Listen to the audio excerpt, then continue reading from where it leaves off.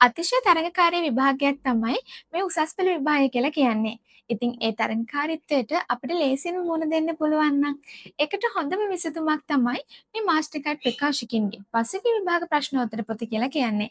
ඉතින් ඔයාලා හොඳටම දන්නවා මාස්ටර් කාඩ් ප්‍රකාශකින් කියලා කියන්නේ වසර ගණනාවක් තිස්සේ ඔයාලා අතර ජනප්‍රියම හොඳ ප්‍රකාශකයක්.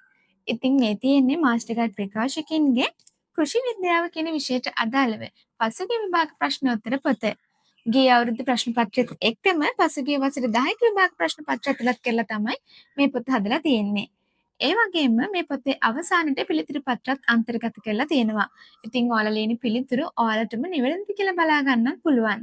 ඒ වගේම මේ පොතට අමතරව මේ විෂයට අදාළව ඔයාලට මේ වගේ කෙටි සටහන් පොතත් අපෙන් ඕඩර් කරන්න පුළුවන්.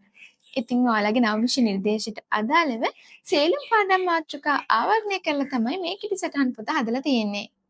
ඒ වගේම ඔයා මොන විෂය ධාරාවෙන් උසස් පෙළ හැදෑරුවත් ඔයාලට අනිවාර්යෙන් ලියන්න වෙන පොදු විෂයන් දෙකක් තමයි මේ ජෙනරල් ඉංග්‍රීසි සහ සාමාන්‍ය පොදු පරීක්ෂණය කියලා කියන්නේ.